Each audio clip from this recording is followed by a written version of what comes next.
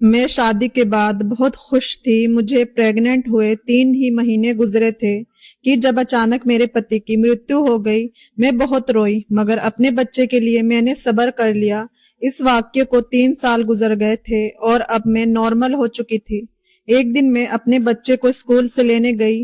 रास्ते में कब्रिस्तान आया तो मैंने अपने पति की कब्र पर पढ़ने के लिए सोचा। जैसे ही मैं कब्रिस्तान में दाखिल हुई और पढ़ने लगी, अचानक अपने पति की कब्र को देखकर मेरा दिल फट गया, क्योंकि मेरा पति तो मेरा नाम अमीना है। मैं अपने घर की लाडली बेटी थी, क्योंकि मैं 5 भाइयों की एकलौती और सबसे छोटी बहन थी, जिसकी वजह से मेरे भाई मेरी हर ख्वाहिश को पूरा करते। मेरे मुंह से निकलने वाला हर लफ्ज उनके लिए हुक्म हो जाता था, जिसे वह लोग रद्द करना गुनाह समझते थे। मैं इसी लाड प्यार की वजह से काफी बिगड़ चुकी थी, जिसकी वजह से मैं अपनी हर ख्वाहिश पूरी होने की उम्मीद से अपनी हर बात, हर ख्वाहिश को जरूर अपने भाइयों को बताती, जिसे वह बिना सोचे विचार पूरा कर देते थे। मेरी ईगो और जिद इस हद तक बढ़ गई कि मैं इंसानों को भी कुछ ना समझती थी, और यही मेरी सबसे बड़ी गलती थी, जिसका सबक मुझे जिंदगी ने दिया था। तब मुझे नहीं पता था कि मेरी जिद की वजह से मैं बर्बाद हो जाऊंगी। अमीना, जिद ना किया करो, एक दिन नुकसान उठाओगी।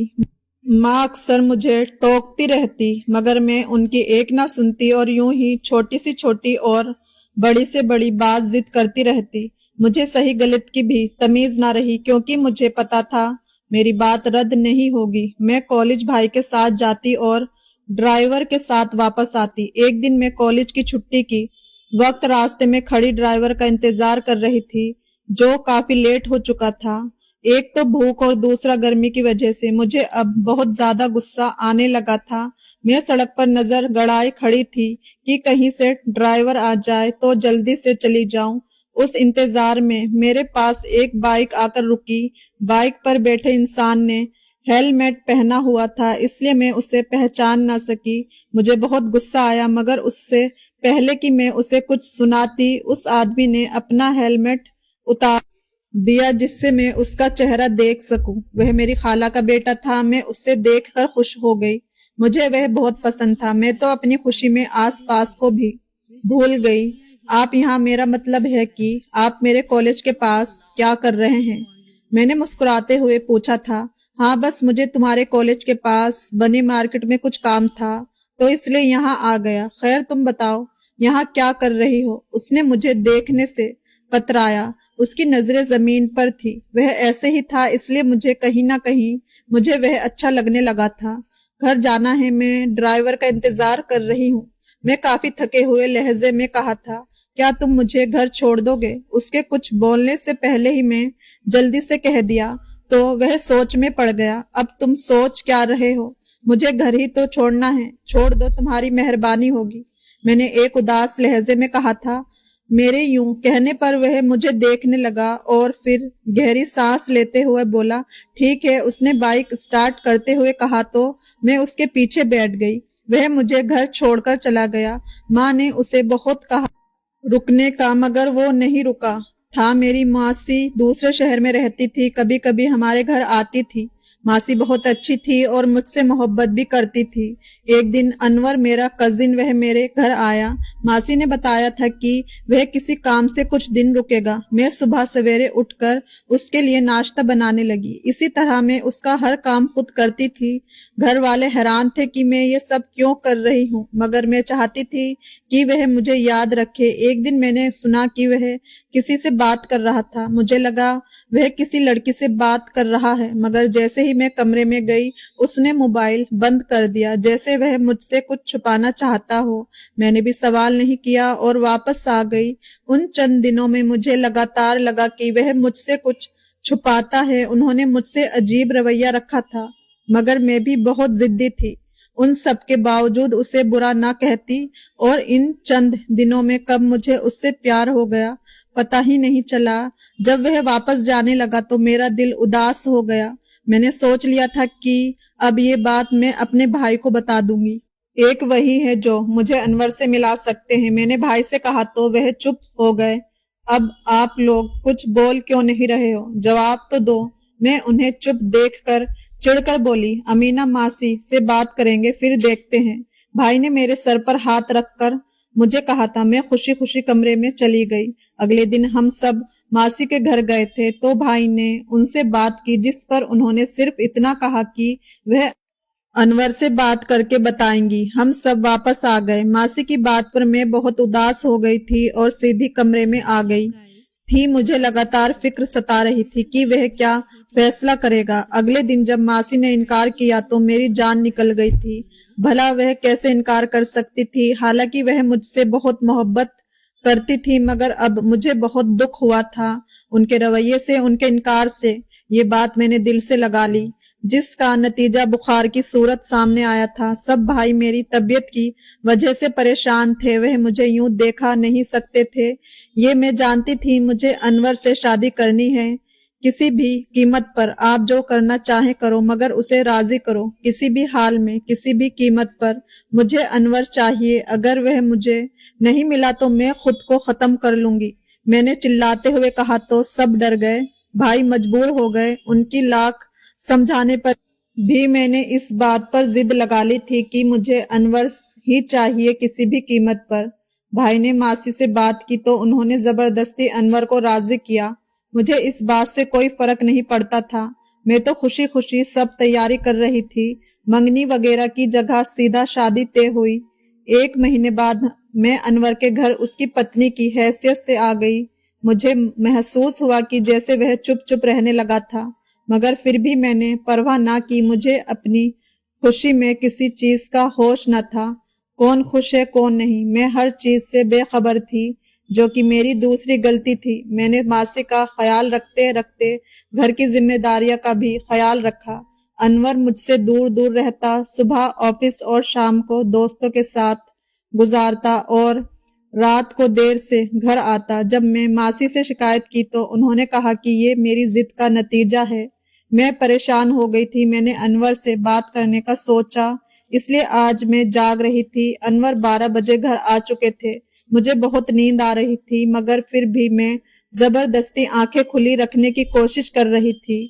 जब एकदम दरवाजे की चरचराहट से मैं उठकर बैठ गई। वह जैसे अंदर आया, मुझे जागता देखकर हैरान हुआ, फिर मेरे पास बैठ गया। अमीना ठीक हो? वह मेरे माथे पर हाथ रखते हुए पूछने लगा। मैं ठीक हूँ, बस मुझे तुमसे बात करनी है। मैंने उसका हाथ पकड़ते हुए कहा था, बोलो क्या बात करनी है। वह अपना हाथ छुड़ाते हुए बोला, तुम मुझसे नाराज हो? मतलब इस शादी से राजी नहीं हो क्या, जो तुम ऐसा रवैया रख रहे हो? देखो मुझे दुख होता है तुम्हें यूं देखकर। तुम मुझे नजरअंदाज करते हो, ये मुझसे बर्दाश्त नहीं होता। मैं अपने दिल में उठते सारे सवालात उसके सामने रख दिए थे। बदले में वो मुस्कुरा दिया। और यार, इतनी सी बात पर तुम परेशान हो गई। मैं तुमसे नाराज नहीं हूँ, बस ऐसे ही कुछ परेशान था, इसलिए तुम्हें वक्त ना दे सका। इतना कहकर वह हंसने लगा। फिक्र नहीं करो, अब से ऐसा नहीं होगा। उसके बाद वह मेरा पूरा ख्याल रखता था और पूरी कोशिश करता था मैं खुश रहूं। अब सब ठीक था। मैं 3 महीने की प्रेग्नेंट थी। अनवर बहुत खुश था, या शायद मेरा ये वहम था। मैं कमरे में बैठी कुछ सोच रही थी जब मुझे वह खबर मिली कि जिसमें मेरी दुनिया ही हिल गई थी। मुझे यकीन नहीं हो रहा था वह खबर जो मुझे मिली है वह वाकई सच है। अनवर की कार एक्सीडेंट हुआ था, जिसकी वजह से वह मौके पर ही जान गंवा चुका था। मैं इस सदमे से काफी वक्त तक उठ ना सकी, बल्कि मैं तो खुद मरने वाली हो गई थी। वह वक्त मेरे लिए बहुत मुश्किल था। खैर, मेरे पति की सभी अंतिम क्रियाएं हो चुकी थी। अब मैं अपने पति के बगैर इस घर में रह रही थी। इसी तरह वक्त गुजरने लगा और फिर बेटे की डिलीवरी हो गई। एक बार फिर मैं शिद्दत से बहुत रोई थी। इतनी बड़ी खुशी जिसमें मेरा हम सफर ही साथ नहीं था। मैं काफी देर ऐसे ही रोती रही। मैं अंदर से खत्म हो गई थी। ऐसा लग रहा था कि कभी उठ ना सकूंगी, मगर मुझे उठना पड़ा क्योंकि मुझे मेरे बेटे के लिए जीना था। मैंने खुद को संभाल लिया। मैं अब अपने भाइयों के साथ रहती थी। मेरे देवर ने मुझे ये कहकर घर से निकाल दिया कि मैं अब इस घर में रहने की हकदार नहीं हूँ, तुम दूसरी शादी कर लो। एक दिन भाभी ने मुझे यही बात कही तो मैंने दुख से उन्हें देखा। मुझे दूसरी शादी नहीं करना चाहती थी, मैं दूसरी शादी करना नहीं चाहती थी। मैंने दर्द से जवाब दिया, क्योंकि मेरे दिल में सिर्फ अनवर है, उसकी जगह किसी को देना मेरे बस में नहीं है। मैंने ये कहा और उठ गई। मुझे भाभीियों के पास रहते काफी वक्त गुजर गया था, मुझे वहां रहना भी नागवार गुजर रहा था। कुछ भाभीियों का वक्त वक्त पर मुझे इस बात का एहसास दिलाना कि मैं उनके दर पर हूँ, जिसकी वजह से मैं अलग घर में रहने लगी थी। इस बात पर मेरे भाई बहुत नाराज हुए, मगर मेरे लिए अपनी इज्जत आत्मसम्मान भी अहमियत रखता था। मैं अकेली रह रही थी, मेरी जिद खत्म हो चुकी थी, मैं अब काफी उदास रहती थी। मुझे लगता था कि मेरी हंसी अनवर के साथ ही खत्म हो गई। मैंने खुद को अकेले रहने की आदत डाल दी थी। मुझे वहां रहते हुए काफी साल बीत गया।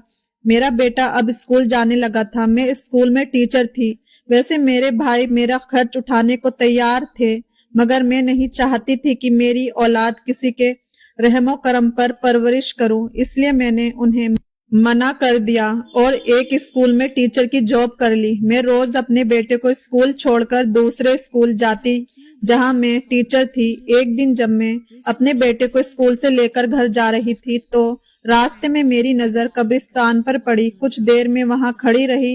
वैसे तो मैं हर जुम्मे रात को कब्रिस्तान जाती थी, मगर इस दिन मुझे घबराहट हो रही थी अंदर जाने से। फिर ना जाने क्या सोचकर मैं अंदर चली गई। अपने पति के कब्र पर हाथ उठाकर पढ़ने लगी। अभी मैं फ्री हुई थी कि अचानक किसी ने मेरे कंधे पर हाथ रखा तो मैं डरकर पलटी, मगर सामने देखकर मेरे पैरों तले से जमीन खिसक गई। मेरी सांस रुक गई थी, दिल की धड़कनें तेज हो गई थी। ये कैसे पॉसिबल था? जो इंसान मेरे सामने खड़ा था वह मेरा पति था। मैं तो एकदम बर्फ की तरह जम गई थी। उसे देखकर ये कैसे मुमकिन था? मैं मुंह पर हाथ रखकर खड़ी थी, मेरा दिमाग सुन्न हो चुका था।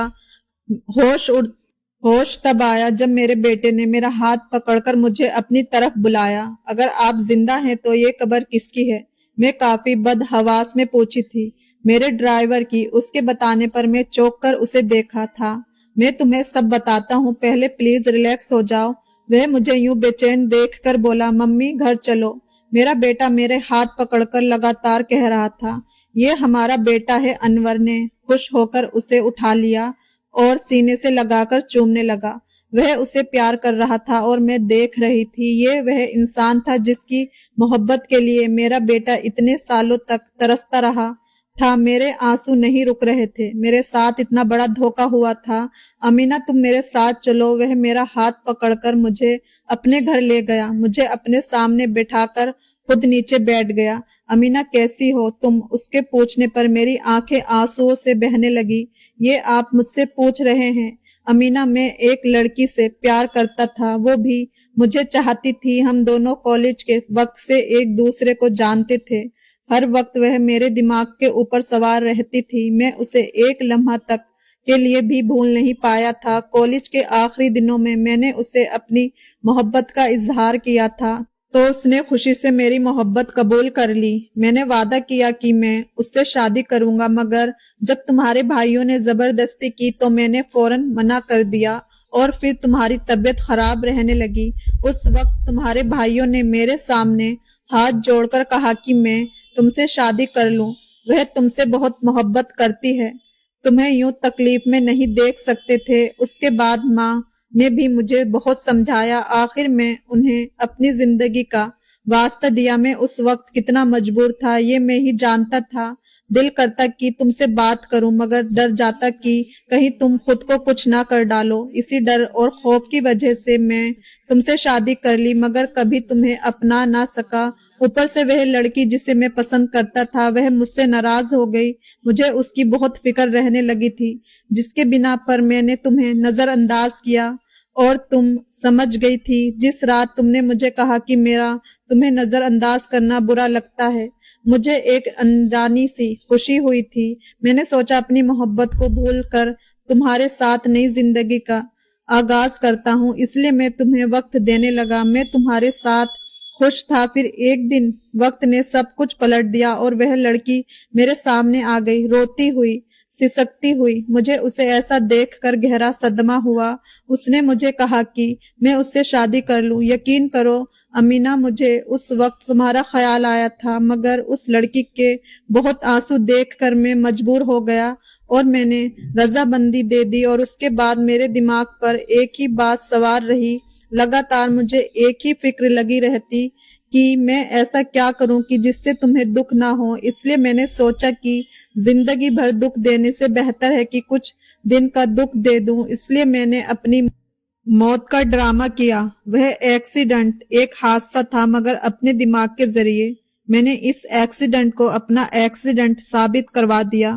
पुरसुकून हो गया कि सबको मेरी मौत का यकीन आ चुका है। मैंने उस लड़की से शादी कर ली, मगर उसे इस खबर से बेखबर रखा। वह दिन बहुत हसीन गुजरे थे, मगर जब उसे पता चला कि मैं सब कुछ छोड़कर उसके पास आया हूं, तो वह बात बात पर मुझसे झगड़ा करती। मुझे उसके गुस्से की समझ नहीं आती थी, मगर मैं चुप रहता, अपना घर बचाना चाहता था। लेकिन शायद ये मुमकिन ना था, इसलिए वह जल्द ही मुझे धोखा देकर चली गई और मैं खाली हाथ रह गया। तब मुझे समझ आई कि मैं अपनी हस्ती बस्ती दुनिया उजाड़ दी थी। उसके बाद मैं वापस आया तो तुम घर पर नहीं थी। मैंने अपना रूप बदलकर एक बूढ़े आदमी के भेष में तुम्हारे भाई के घर पर गया। वहां से भी मालूम हुआ कि तुम वहां नहीं हो और मैं मायूस होकर लौटा। फिर जब कब्रिस्तान गया तो वहां से पता चला कि तुम वहां आती रहती हो, इसलिए रोज यहाँ आता था कि तुमसे मिल सकूं। मगर रोज ही वहां बैठे बैठे रात हो जाती और आज जब तुम्हें वहां देखा तो मेरी खुशी की इम्तिहा ना रही। अमीना, मुझे माफ कर दो। मैंने तुम्हें बहुत रुलाया है। मुझे नहीं पता था कि तुम यूं लावारिसों की तरह रहोगी। मुझे लगा कि तुम अपने घर चली जाओगी, मगर तुम वहां नहीं गई। वह मेरे सामने बैठा मुझे बता रहा था और मुझे हैरत थी। मैंने ऐसे इंसान से प्यार किया जिसने अपनी मौत का ड्रामा किया था एक मोहब्बत के लिए। मुझे तन्हा छोड़कर गया था। मुझे शर्म आ रही थी कि मेरी जिद की वजह से मेरे भाइयों ने इस आदमी के आगे हाथ जोड़े थे। मेरे आंसू रुकने का नाम नहीं ले रहे थे।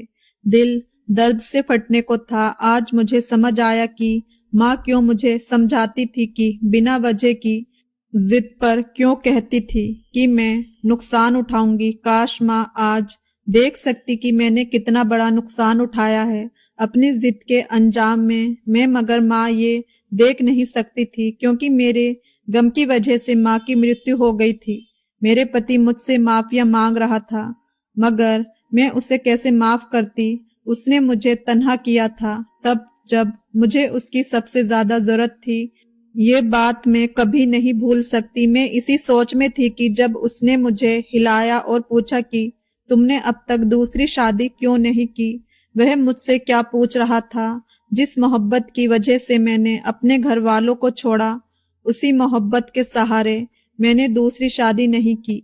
मैंने अपने आंसू साफ किए और उठ खड़ी हुई। मुझे माफ कर दो अमीना, वह हाथ जोड़कर कह रहा था। मैं आपको कभी नहीं माफ कर सकती अनवर। अगर वो लड़की आपको धोखा ना देती तो आप कभी वापस ना आते। मैंने दुख से कहा था। वह सिर्फ मेरी दौलत की वजह से मेरे साथ थी, मगर अमीना तुम मेरी सच्ची मोहब्बत हो। वह कितने यकीन से कह रहा था कि मैं उसकी मोहब्बत हूँ। मुझे खुद पर हंसी आ रही थी, मगर मैं उस वक्त ना ही हंस सकती थी ना ही रो सकती थी। वह मुझसे 2 महीने तक माफी मांगता रहा और फिर आखिरकार मैंने उसे माफ कर दिया। मैं अब क्या करती? मैं खुद बहुत अकेली थी। उसे माफ करना भी मेरे लिए मजबूरी बन गई थी। मेरे भाइयों ने अनवर पर बहुत गुस्सा किया, मगर मेरे लिए उसे माफ कर दिया। वह चाहते थे कि मैं अनवर जैसे धोखेबाज इंसान से अलग हो जाऊं, मगर मैं नहीं चाहती थी कि मेरा बेटा अब दोबारा से लावारिस हो जाए। इसलिए अपनी ईगो साइड में रख दी। इस बार जिद नहीं की। ये वाकया मेरे लिए बहुत बुरा था। मेरी जिंदगी के चंद साल मेरी किस्मत और जिंदगी में छप चुके थे, जिन्हें मैं मिटा नहीं सकती थी और ना ही भूल सकती थी। एक जिद ने कितना तड़पाया, ये मैं चाहकर भी भूल नहीं सकती थी। दोस्तों, जिंदगी में जो आपका है वह आपको मिल जाएगा, बिना जिद के भी। मगर जिद करके हासिल की गई चीज और इंसान हमें सिर्फ तड़पा सकते हैं, हमारा सुकून छीन सकते हैं। आपको क्या लगता है, मैंने अपने पति को माफ करके ठीक किया या गलत? कमेंट सेक्शन में जवाब जरूर दीजिएगा। कहानी कैसी लगी कमेंट करके जरूर बताइएगा। धन्यवाद।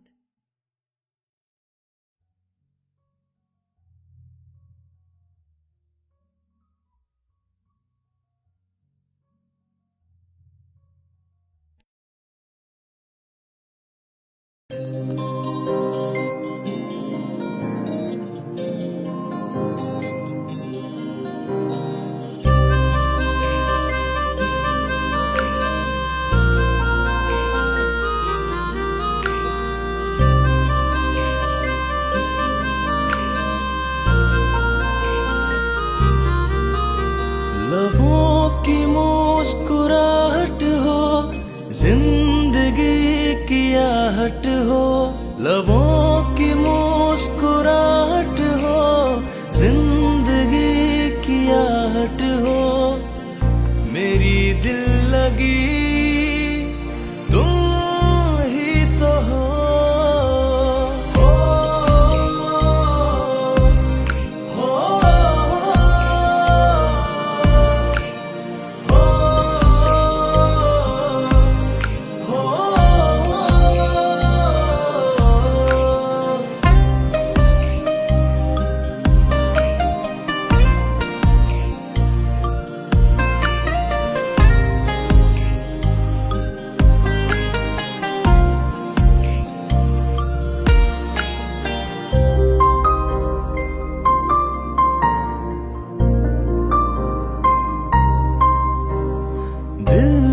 हर धड़कन में बस तुम हो बसी। रब से मांगू मैं तेरी हर खुशी। दिल की हर धड़कन में बस तुम हो बसी। रब से मांगू मैं तेरी हर खुशी। मेरी आशिकी तुम ही तो हो।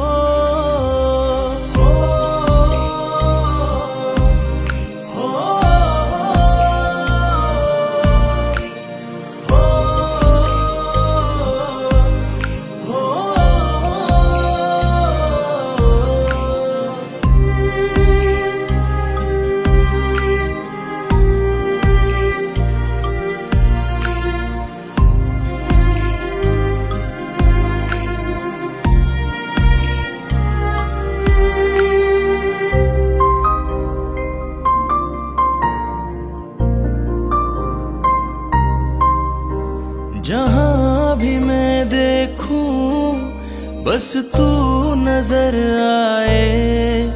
तेरे सिवा हमको कुछ भी ना भाए।